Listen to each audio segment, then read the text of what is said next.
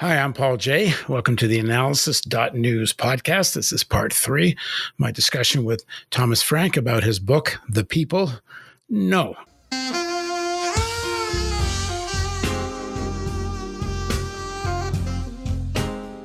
So, Thomas, talk more about the mindset and sort of the origins of this, at least modern origins of this mindset within the elite of the Democratic Party and amongst the elites of the oligarchy, much of it actually on Wall Street, who kind of position themselves as being the anti-right, but really hate the left popular movement. There's this fascinating moment, Paul, where the word itself, populism, gets flipped. And it goes from being a positive thing, the sort of left-wing farmer worker movement in the 1890s. It goes from that to being a very negative thing, to being, something fearful and dreadful. Something that's paranoid and suspicious and pathological and anti-Semitic. And that moment when that happens is in the 1950s. It's a really fascinating place where the writing of history intersects with history itself, with the making of history. And the man who is probably single-handedly most responsible for this is Richard Hofstadter, who is the greatest American historian of his day, probably of the 20th century. And an aside here, I got a PhD in American history. That's what I had meant to do with my life when I was young. And I was a big admirer of Hofstadter when I was younger. He's an elegant writer and an elegant thinker. He brings together this sort of two great functions of a historian. And I thought he was absolutely wonderful. I really looked up to him when I was younger, but now I'm an adult. And I look back at his masterpiece, which is a book that came out in 1955 called The Age of Reform. And I can now, as an adult, see very clearly what this book is. It was meant as a history of different reform movements in American life, and talking about which ones succeeded and which ones failed. And it was a vicious attack on populism, on the populist movement of the 1890s. But now, as an adult, I can see that it was something else at the same time. It was a manifesto for Hofstadter's generation. Okay, so it was these two things at the same time. And let's begin by saying this is the book that really turned the tables on populism and made it into a negative term, a term that you applied to authoritarians and to people like Donald Trump.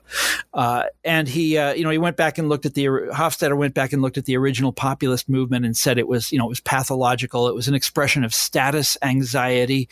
Farmers were people who were on their way down, and because they were on their way down, they imagined all these scapegoats for their problems, they were cranks.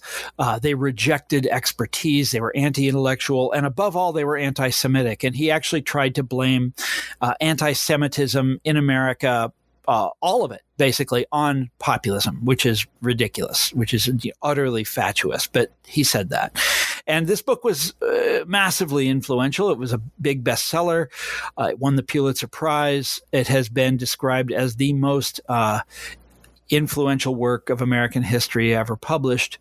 And Hofstadter's larger idea, like I said, it was a manifesto for his generation and his sociological cohort. What I mean by that is he said there's two models for reform. Okay, one of them is the populist model, a mass movement of working class people. And that's how you get reform, by bringing together people at the bottom. And he said that doesn't work. We can see that doesn't work because populism was this pathological movement that was delusional. All these, it was sort of hypnotized, demagogues, anti-Semitism, scapegoating, et cetera, et cetera, et cetera, all of which turned out to be wrong. But he said there's another way to do reform. And that other way is to bring highly educated people together and put them in charge of all the different sort of organs that go to make up government and society and business and the military. And they will all get together and sit around a big mahogany table in Washington, D.C. and come to agreement with one another. And that's how you get things done. And he said this at the very moment, of course, this is how things work in, as we know, in the world of ideas, as that was in fact what was happening.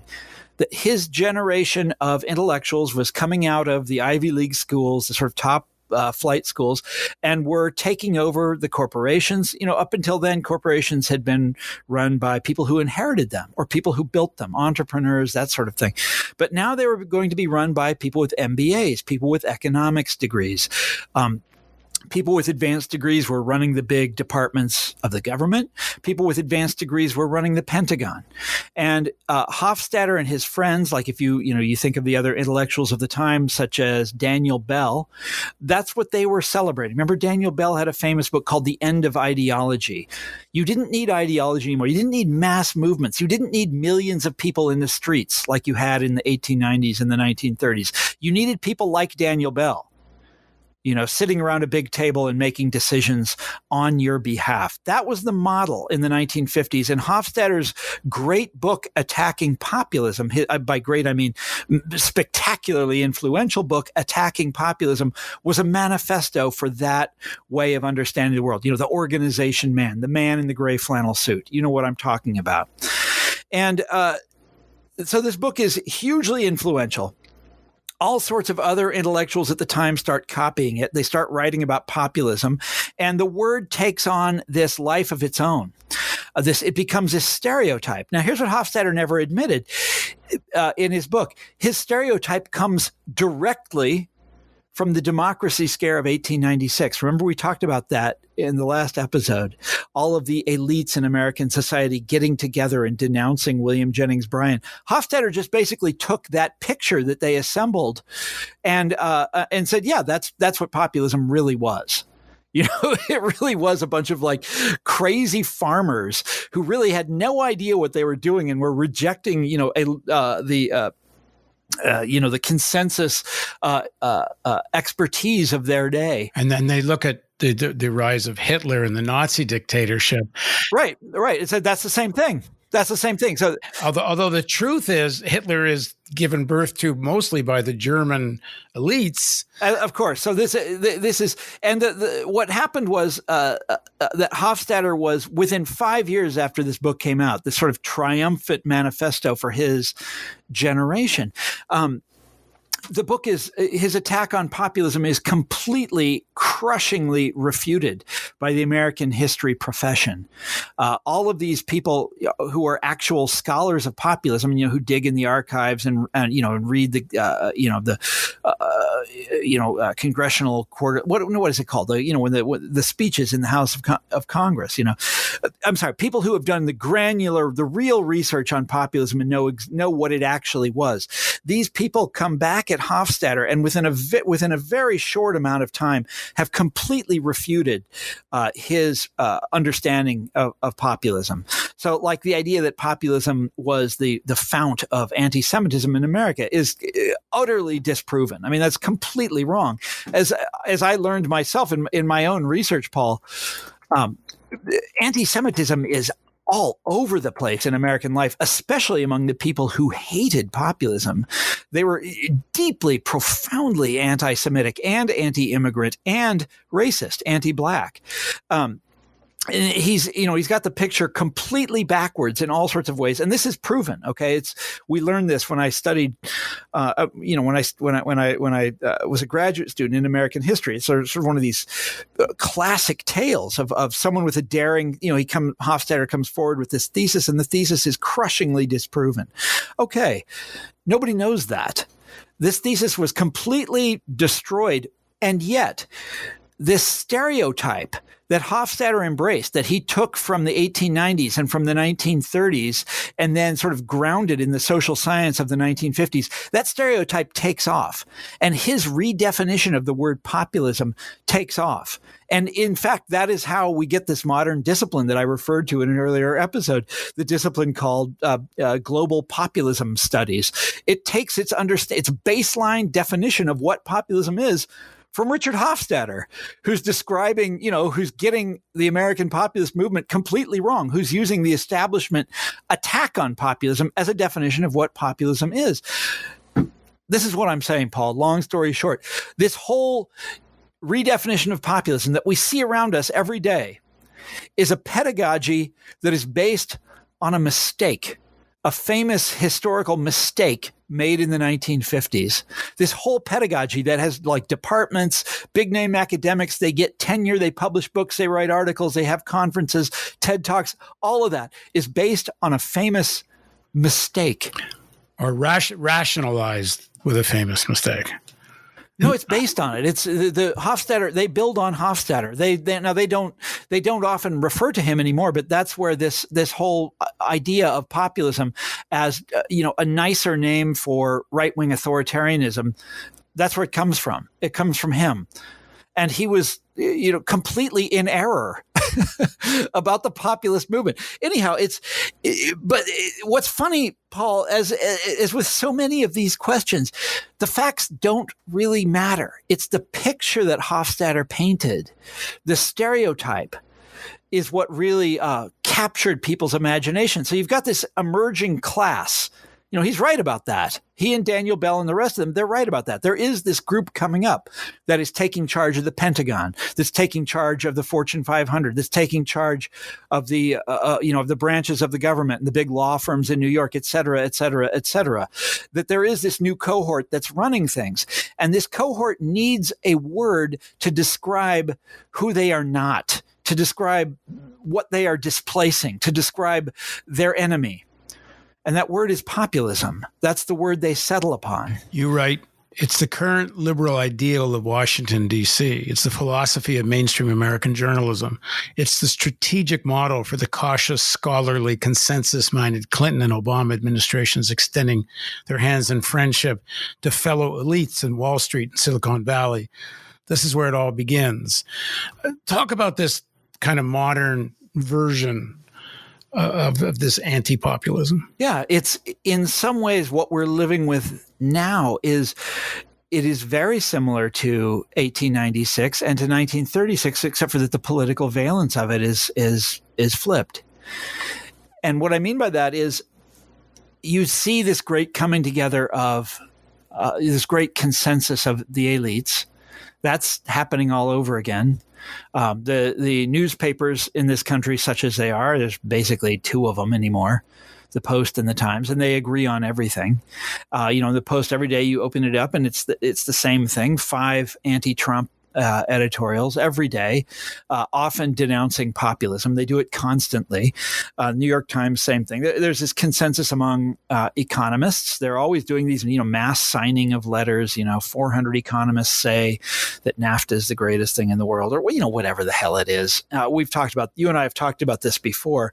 The consensus of the elites, the grand, what's that word from European history?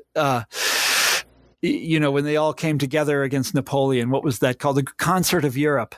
It's like that. It's the grand concert of elites, only in tones of utter hysteria. And that's where we are now. Now, I'm not saying that Donald Trump is a real populist. I can't stand Donald Trump. I think he's a demagogue and has done incredible damage to this country and to the lives of millions of people. But the hysteria and the way that the sort of liberal elite of this country has reacted in the last 4 years is exactly analogous to the way conservative elites reacted against Bryan in 1896 and the way conservative elites reacted against Roosevelt in 1936. These are, elites that were either threatened or could feel themselves being displaced. And they used, at least in one of those cases, the word populist to describe the people who had displaced them.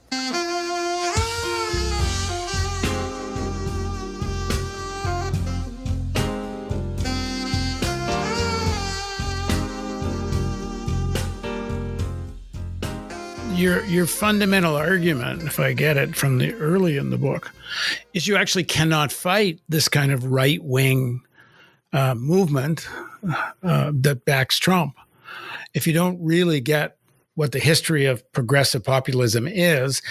But you also, as you write, the absolute fear, even hatred of working class mass movements, especially of the left, actually, or of the right, but especially of the left, that this elite that controls the Democratic Party is going to keep reproducing the conditions for the rise of a Trump. Yes, because they deny that it's.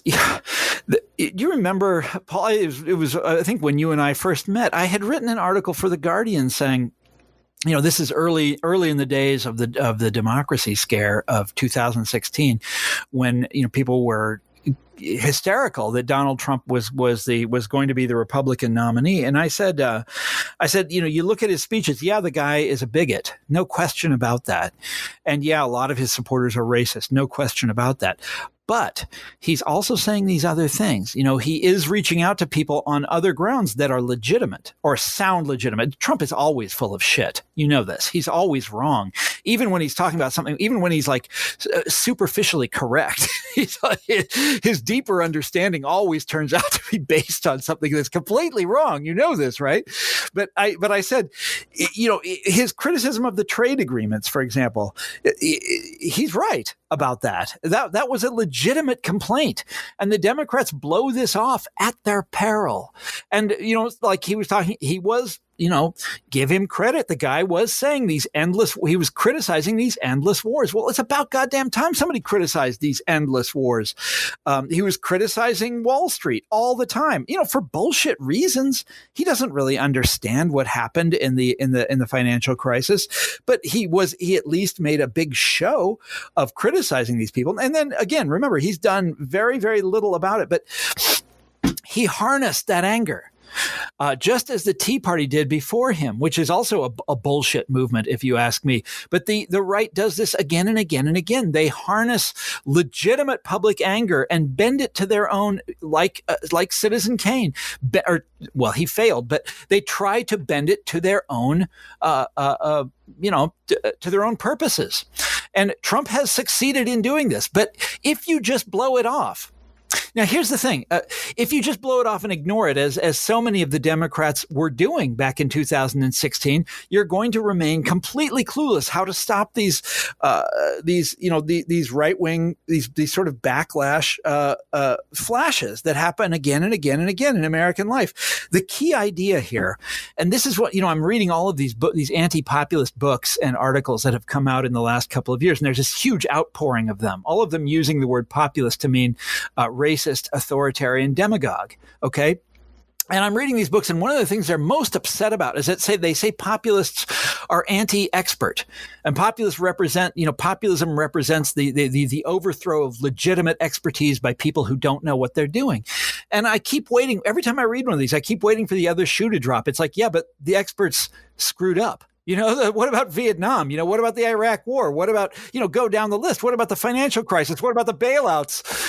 What about COVID-19? Yeah. Or what about my favorite example, the Hillary Clinton campaign, run by the greatest experts in the business, These people there's just elite failure after elite failure after elite failure. And so I'm reading these books who are deploring the rise of people who criticize elites. And I'm like, well, when are you going to deal with the fact that elites keep failing? Where's your theory of that? I want to hear your theory of that. They never have one. They never talk about it. It's as though this is impossible. It's like ruled out by definition. Elites do not fail. These elites, particularly these liberal elites, because they take zero responsibility for the rise of Trump and the election of Trump. Right. But the fact that you had the greatest inequality gap in the history of the United States under the Obama-Biden administration, that has no relationship to why there's a Trump. Absolutely cannot be acknowledged. absolutely cannot be acknowledged. And even if you make them do it, they'll find some way. It's like, not really our fault. There was some legislation from, that Bush did, and we were dealt a bad hand, et cetera, et cetera. Obama's heart was in the right place. And maybe it was. But I mean, come on. The whole, I spent 4 or 5 years writing about nothing else but elite failure. And for them to just, pretend as though none of that happened is just absolutely extraordinary. And so it's funny because what we're talking about here, Paul, is largely in academic literature.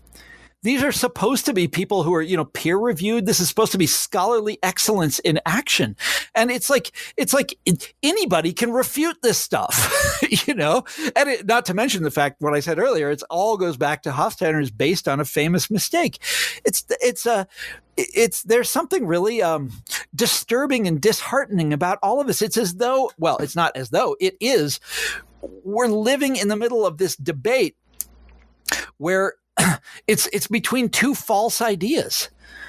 That you've got one, an elite that is screwed up many times over and is saying that the only possible opposition to us is racist assholes. Bigots with guns driving around in pickup trucks. That's the only possible alternative to us. And then you've got Trump, who is, this deceiver, this demagogue. One of the best examples of what you're talking about is how Obama turned all the Treasury Department, all his economic policy, to the expertise of Wall Street, because only they could understand the complexity of global finance. Yeah, only they would know how to dig out of the hole of '08, and of course they did in a way that it totally enriched themselves and created the conditions for a Trump. Well, to just everything that we've said in this episode, in the last 20 minutes, Paul, you can summarize it and I hope your listeners have watched the other interviews that you and I have done, because you and I have talked about this subject many, many, many, many times. And I keep coming back to the same theme, which is that experts tell us, the sort of people who call themselves experts, the professional class, let's put it that way, people with advanced degrees who basically make the world that you and I live in. They are the ones who make our laws, who design our buildings, who set up our corporations, of the people that Richard Hofstadter thought he was writing a manifesto for. This class of people presents themselves to us as neutral, disinterested experts. They will make the right decision on our behalf. And what I have said again and again and again is that, like any other social cohort, these people will act in their own self-interest, and they will help each other out, and they will help themselves when the chips are down. And you saw that in the financial crisis, in the most extraordinary way, where one set of elites bailed out another set of elites, and there was zero accountability. There was zero accountability for these people who had crashed the global economy. None of them got canceled, right? They're all still there. They still have their goddamn jobs. It's the most amazing thing. And there's talk that Biden's going to bring them back in to run the Treasury Department. But you go back to Hofstadter and company, and he was writing a manifesto for a social class. Okay, so this is again and again and again is my message is that these people act as a class, think as a class, and they're manifestly doing it in a way that is so patently obvious right now. Anyhow, that's my joyous message unto the world. Well, just before we conclude, I am so negative, Paul. I want to conclude on a hopeful note. What are we going to say? Well, what do you make of this kind of new progressives that are getting elected? Of course, AOC is sort of the most prominent face, the Sanders campaign, but there's been progressives running all over the place. Many I know in New York, quite a few are actually winning and overturning. Some of these anti-populist Democrats are losing seats. There is emotion here. And I'm wondering, what do you make of this pandemic moment where both the sort of shift in popular opinion to do with Black Lives Matter, the fact that Biden's up 15 points, I'm no fan of Biden, but the American people get that this maniac Trump has to go. Well, it's been catastrophe, his handling of the epidemic.